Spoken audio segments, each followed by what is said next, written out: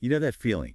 That horrible knot in your stomach when you're not just sick, but then you have to explain how sick you are, what hurts, where, and all in English. Oh, definitely. It can feel like you're trying to solve some, I don't know, complex puzzle when your brain is already foggy with fever. Exactly. And the stakes feel so high. Welcome to Daily English Practice. Listen and speak. Today, we're diving deep into something that, well, many of us find really challenging, but it's just so vital. Visiting the doctor in English. hmm Our mission here is basically to cut through that confusion. We want to equip you with the essential vocabulary, the key phrases, and honestly, the confidence you need to communicate your health concerns clearly. Because you absolutely deserve to be understood, Yeah. especially when you're not feeling your best. Couldn't agree more. And for this deep dive, we've gathered insights from quite a few reliable sources. Things like patient guides, vocabulary lists, even sample dialogues and tips, all focused on medical English for patients, for non-native speakers. Think of it as your linguistic prep kit, really. Exactly, your prep kit. Okay, so let's unpack this. To make it really practical, we thought we'd walk through the typical flow of a doctor's visit, step by step, Makes sense. from when you walk in the door to when you leave. We'll highlight the crucial language you'll need at each stage based on what our sources really emphasize. Yeah, because one source made a great point. Effective communication is always important, obviously, but it becomes absolutely critical when you're feeling vulnerable and unwell. So true. It's not just about knowing the words, is it? It's understanding the sequence, what information they expect, when. Being prepared for each step can really lower the stress levels. Okay, so where do we start? That very first moment you arrive at the clinic. Right, the first hurdle. Your initial interaction is almost always going to be at the reception desk. Okay. The main goals here are pretty straightforward. Give your name, say why you're there, and have your insurance info ready. Standard stuff. Pretty standard. Though our sources do note, especially in places like the United States, it's very common actually recommended to arrive a bit early. Oh, why is that? Because you'll likely have forms to fill out. Detailing your medical history, current symptoms, before you even see the doctor. The dreaded paperwork. Mm-hmm. Filling out forms when you feel rough is, yeah, not fun. Tell me about it. So what kind of phrases will you hear, or what should you say right at that first point of contact? Well, the receptionist will usually start with a greeting, maybe something like, "Good morning, how can I help you today?" Simple enough. And to say why you're there? You could say, "I'd like to see a doctor." Or if it's, say, routine care, "I'm here for a checkup." Okay. And they'll definitely need to know if you have an appointment. Exactly. The common question is, do you have an appointment? And if you do, you'll need that key sentence pattern. I have an appointment at time. Like, I have an appointment at 2:30. Perfect. Or you could also specify who you're seeing. I'm here to see Dr. Smith, for example. Got it. And if there are those forms, They might say something like, "Could you fill in your medical history on this sheet, please?" referring to that paperwork. And then once you're checked in, forms are done, they'll usually direct you to wait. Maybe with, "Please have a seat. The doctor will be with you shortly." okay, those phrases are like the keys to get in the door, basically. Pretty much. Your first step is done. Okay, so you've handled reception, survived the waiting room. Now you're called back. You finally get to meet the doctor. This, I think, is often the part that feels most daunting. Mm-hmm. The main event. You have to explain exactly what's wrong. What sort of questions does the doctor typically use to get the ball rolling? Well, doctors usually have standard ways to open up. They might ask, "What have you come in for today?" Or maybe a bit more informally, "What brings you in today?" They just want the main reason first. Exactly. Get straight to the point. Then they'll start digging a bit deeper into the specifics of how you're feeling. Okay. They really need to understand your symptoms. So you'll likely hear questions like, "What symptoms have you had? When did the fever start?" Or, "How long have you been feeling like this?" Right, trying to build a picture, get a timeline. Precisely. A clear picture, the timeline, that's crucial.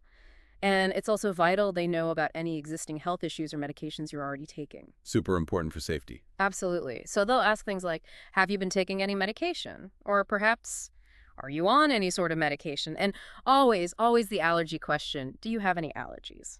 Okay, so that's what the doctor asks. Mhm. How can you, our listener, answer these questions clearly? Our sources had some really useful vocabulary for health problems.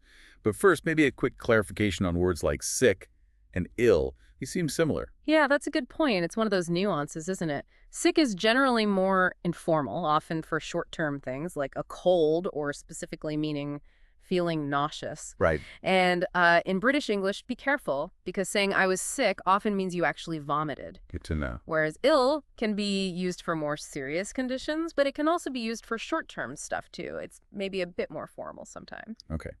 And the nouns. Illness versus sickness? Right, they differ too. Illness is usually the medical condition itself, the diagnosis. Sickness often refers more to the feeling of being unwell, like motion sickness, morning sickness. That makes sense. Hmm. So knowing the specific names for common problems is step one.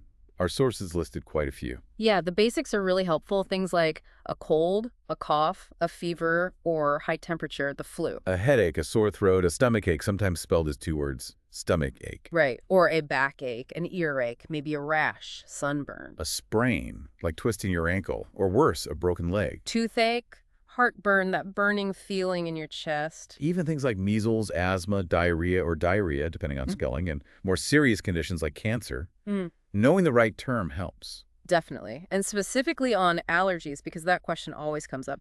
Remember, an allergy is a medical condition where your body reacts badly to something usually harmless. Like what sort of things?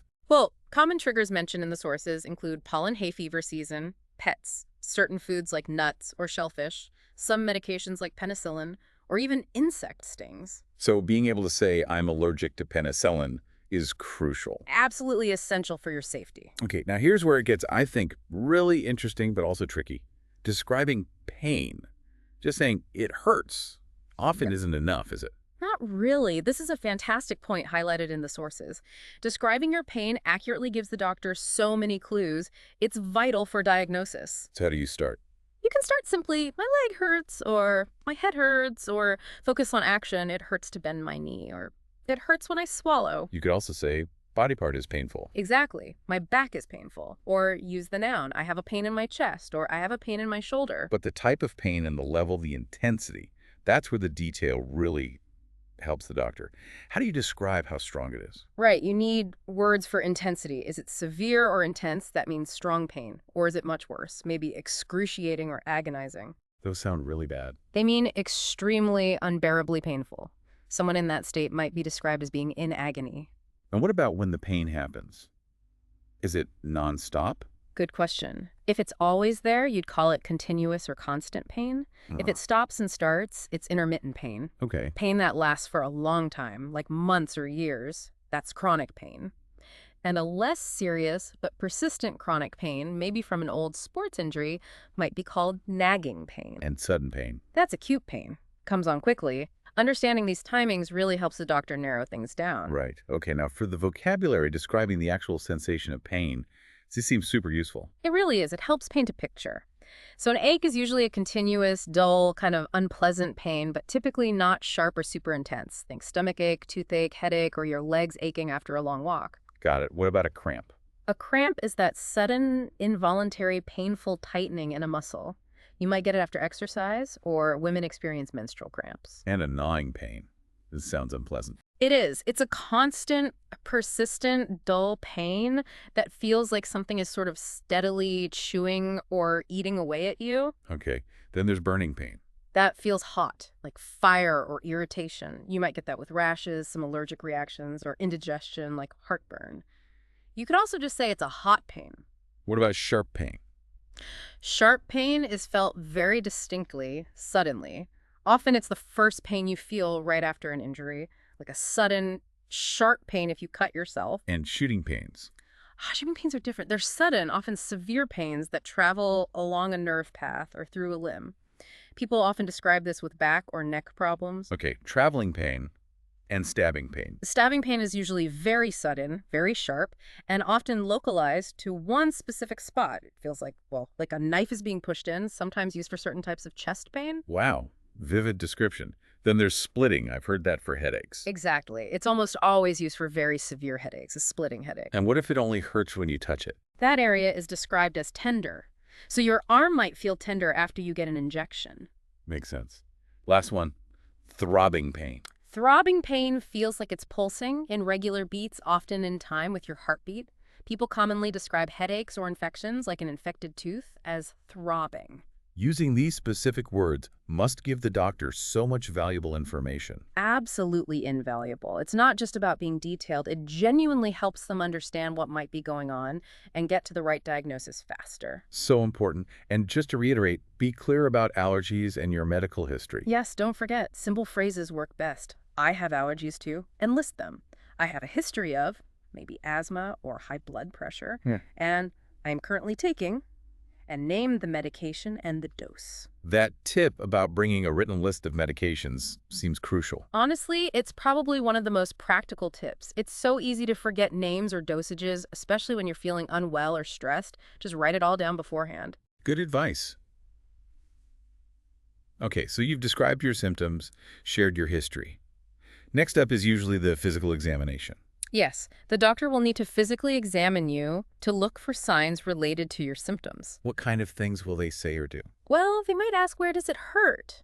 While gently pressing an area. Or, does it hurt if I press here? Checking for tenderness. Exactly. They might give instructions like, could you open your mouth, please? Or they'll take measurements. I'm going to take your blood pressure. And you often hear BP for blood pressure, right? I do, yes. BP is the common abbreviation. They might then tell you a result, perhaps. Your heart rate is normal, or something similar. They might ask you to do something simple, too. Right, like, could you cough, please, if they were listening to your chest? And based on everything what you've said, what they find during the exam, they might decide more tests are needed. Okay. How would they say that? You might hear, we need to take an x-ray, or we have to take a blood sample. Notice those patterns. We need to, and we have to. Followed by the action. It signals a necessary next step. That's useful. And our sources mentioned other common tests, too, like different blood tests. CBC.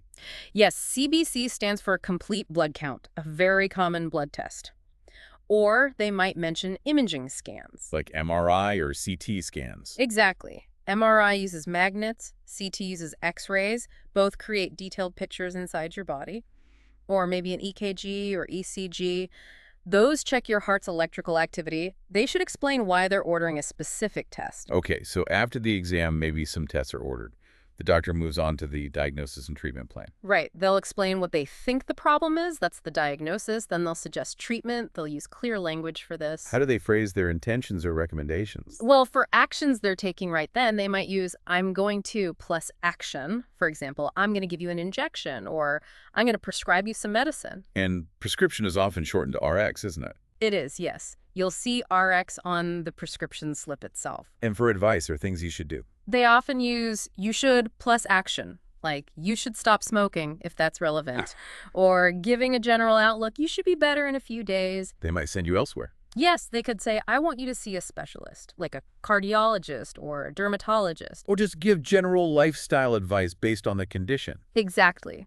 Very common advice mentioned is you need to rest and drink plenty of fluids. That's for almost any general illness. The classic. The classic. Or more specific things like follow a low-salt diet if you have high blood pressure, maybe reduce sugar and processed foods if you have prediabetes, or stop using a certain lotion if it's causing a rash. Okay, this is a really critical point for you, the patient. You need to make sure you understand the treatment. What questions should you be asking? Absolutely vital. Don't just nod along. The sources strongly recommend asking key questions. Number 1, are there any side effects? Or you could phrase it more fully. Are there any side effects or risks associated with this treatment? Good one. What else? Also ask, how long will I need treatment for? And how will I know if the treatment is working? That's important feedback. And what if you're hesitant about the treatment? Then definitely ask, what happens if I do not have any treatment? Understand the alternative. And ask about practicalities. Is there anything I should stop or avoid doing? Like maybe driving if the medicine makes you drowsy, or avoiding certain foods. And finally, ask, is there anything I can do to help myself? Empower yourself. Great question. So if the doctor gives you that prescription, that RX, you take it to the chemist or pharmacy, what language helps there? When you hand over the slip, you typically say, I've got a prescription here from the doctor. Pretty simple. What if it's something you sometimes buy over the counter? You could ask, can I buy this without a prescription? The pharmacist might reply, no, sorry, it's only available on prescription. Okay. And they'll give instructions. Yes, and they might mention side effects too, like, just so you know, it can make you feel drowsy, or warn you you should avoid alcohol while taking this medication. Can you ask the pharmacist questions? Absolutely. If you have specific questions about the medicine itself, how it works, or potential interactions, don't hesitate to ask to speak directly to the pharmacist. Excuse me, could I speak to the pharmacist, please? Good to know. Now, sometimes test results aren't ready right away. They might come later, maybe a phone call or another appointment.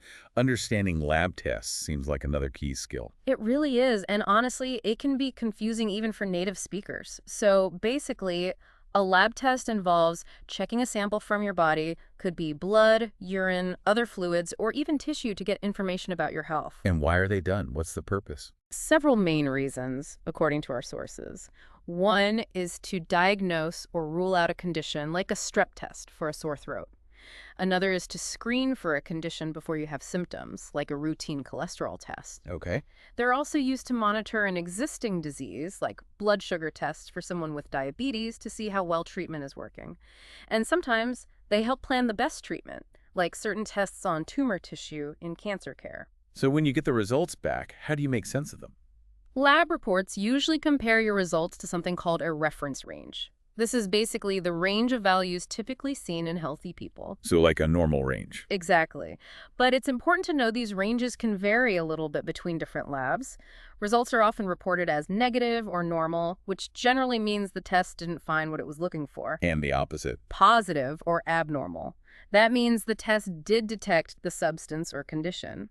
Sometimes, though, results might be inconclusive or uncertain, meaning the test couldn't give a clear yes or no answer. And I've heard about false positives or negatives. Yes, that's another important concept.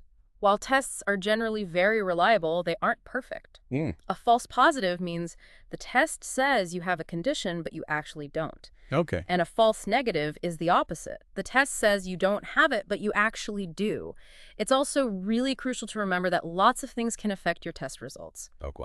Things like what you ate or drank recently, other medicines, or even vitamin supplements you're taking, how much you exercised, even where a woman is in her menstrual cycle. Wow. Lots of factors. Which is why it's so important to follow any preparation instructions you're given before a test, like fasting, and always, always tell your doctor about all medications and supplements you're taking. Makes sense. So what should you ask the doctor about the tests? The NHS source had some excellent, clear questions. Start with the basics. What are these tests for? Make sure you understand the purpose. Then logistics. How and when will I get the results? And who should I contact if I don't get the results by then? Don't let it fall through the cracks. Good point. And when you get them? Ask, can I have a copy of the results? And crucially, what do these results mean for me? Don't be afraid to ask for a clear explanation. Definitely. Okay, wow, we've covered the whole visit. Arrival, symptoms, exam, diagnosis, treatment, prescriptions, tests. What about wrapping things up? Leaving the office? Right, the end of the visit.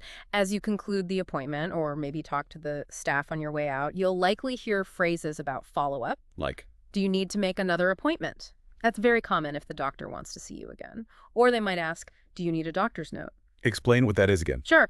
A doctor's note is just an official written slip from the doctor confirming you were seen, usually needed for missing work or school. Got it. They'll probably give some parting instructions too, like, please call us if things get worse, or call if you have any questions, and hopefully a friendly, feel better soon. Nice touch. And what should you clarify before you actually walk out? Good question. The sources suggest asking, what happens next? Make sure you're clear on the plan. Also, do I need to come back and see you? If so, when? Get that date if needed. And reiterate who to contact. Yes, always good to confirm. Who do I contact if things get worse or if I have more questions? You can also ask if there's any written information available about your condition or treatment, or even if they know of any patient support groups. Useful resources. And finally, even if you're feeling rubbish. Remember your manners. A simple, thank you for seeing me today, or just, thanks, doctor, goes a long way. Absolutely. So beyond all the specific phrases for each stage, our sources also pulled out some great general tips for making the whole experience smoother. Yeah, these are like the golden rules, the practical takeaways. First, be as clear as you possibly can about your symptoms. Use simple language. Don't try to be fancy or use complex medical terms you're unsure of. Keep it simple. Good advice. Second, and we've said it before, but it's worth repeating, Bring that written list of all your current medications. Name, dosage, how often you take them. Crucial. And remembering everything the doctor says can be tough when you're unwell. Exactly. So, tip 3, take notes during the appointment. Or, if you've brought someone with you, ask them to jot down the key points. Smart. What's maybe the most important tip? I'd say this one. Do not hesitate to ask questions if you don't understand something. Use phrases like, could you please explain that? Or, sorry, can you say that again? Check your understanding, too. Definitely. Say something like, okay, can I just check I understood correctly? You want me to rephrase what you heard? And if there's a specific word you don't get, just ask. Could you write that word down for me, please? That takes courage sometimes, but it's so important. Practicing beforehand might help with confidence. Absolutely. Mentally rehearsing how you'll describe your main symptoms can make a huge difference when you're actually there. And bringing someone along. Yeah, consider bringing a trusted friend or family member for support, or even just to be another pair of ears. And the sources also highlight if you need significant language help, ask the clinic or hospital about interpreter services or communication support. Many places offer this. That's great to know. And a final check before leaving? Just take a moment. Did I ask everything I wanted to? Do I understand the next steps? Do I know who to call if I have problems? That little pause can save confusion later. And one last bonus tip. After you leave, maybe sit down for 5 minutes and write down the main points, what the doctor said, what you need to do next. Your future self will thank you when you try to remember later. Wow. That really does map out the entire journey, doesn't it? From that initial, maybe anxious feeling walking in, through explaining difficult things like pain, dealing with tests, understanding treatment, and knowing what to do when you leave. Mastering this language feels like, I don't know, gaining a superpower when you really need it. It really is about empowerment, isn't it? Feeling prepared with the right words and phrases doesn't just make the visit less stressful. Right. It means you can communicate accurately, and that directly helps you get the best possible care. Clear communication is just fundamental to good health outcomes. It makes such a huge difference knowing you have these tools in your pocket. Definitely. So we've talked a lot about the practical language, symptoms, treatments, tests. But here's maybe a final thought to ponder, something to chew on. Okay. Beyond just the words themselves, how might cultural differences influence communication? Things like how comfortable we are talking about our bodies, or what we expect from a doctor's visit, or our beliefs about health and illness. How might those unspoken things affect your interaction with a doctor who might come from a different cultural background? Ooh, that's a really interesting layer. Communication is so much more than just language, isn't it? It really is. Adds another dimension to think about. That's a fascinating point to consider as we navigate these situations. Well, thank you so much for joining us on this deep dive into English for visiting the doctor. We really, really hope this makes your next medical appointment in English feel, well, a lot less daunting. Yes, absolutely. Practice these phrases, maybe review your notes before you go, and just remember that communicating clearly is just as important, maybe even more important sometimes, than any medicine you might get. Great advice. Keep practicing your English, everyone, and we'll catch you on the next deep dive.